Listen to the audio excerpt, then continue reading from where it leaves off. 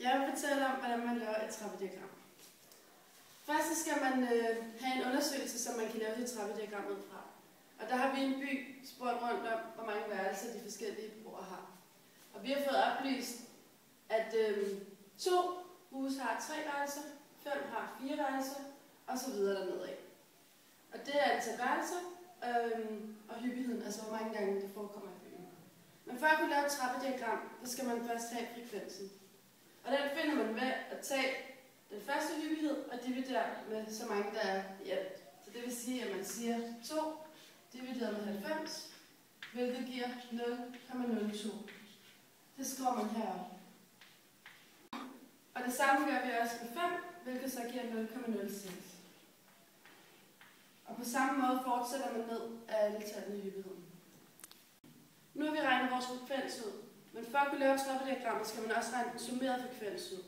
Det gør man ved at tage den første frekvens, 0,02, og så lægger man den næste frekvens oveni, så det bliver 0,08. På samme måde fortsætter man ned med så at lægge 0,19 oven i de 0,08. Og når man så regner den summerede frekvens ud, så skal det gerne give cirka 1, ellers har man i hvert fald lavet en regnefejl. Nu vil jeg så gå i gang med at tegne vores trappediagram. Og for at kunne gøre det, skal vi først have lavet et koordinatsystem, som jeg her har lavet.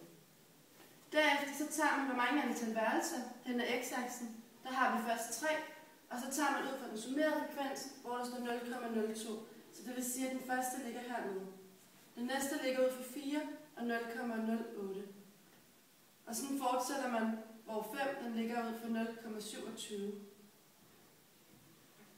Jeg har nu indsat resten af punkterne på samme måde, som jeg indsatte de første. Men for at få lavet vores trappediagram, skal punkterne forbindes.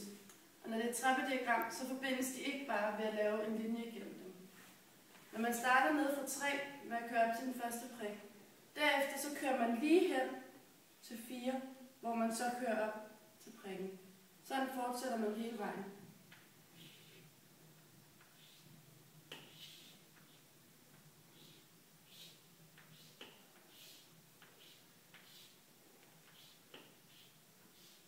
Så vi på den måde får lavet os en trappe. Ud fra vores trappediagram kan vi også finde kvartilsættet.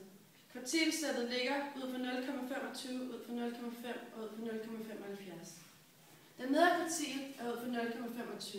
Ved så at finde den nedre kvartil, går man ud fra 0,25, indtil man rammer sin graf, hvor man så kører ned, hvor vi kan se, at den nedre giver 5.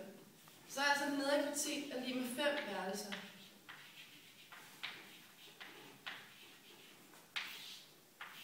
På samme måde kan vi også finde medianen, som er ud fra 0,5, ved at køre ud og køre ned.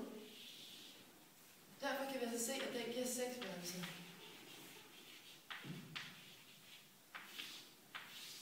Og den øvre kvartil ligger ud fra 0,75, hvilket giver 8 værelser.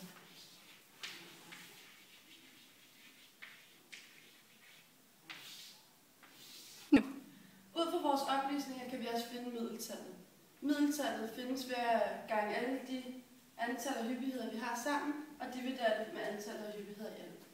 Så det gøres ved, at man siger 3 gange 2 plus 4 gange 5.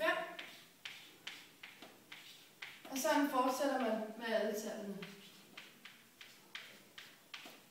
Og når man så gange alle sine tal sammen, så dividerer man med antallet af hyppigheder i alt, som her er 90.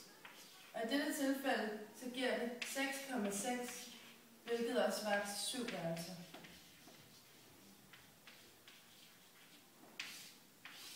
Altså 7 værelser, det er antal værelser, der er lige imellem.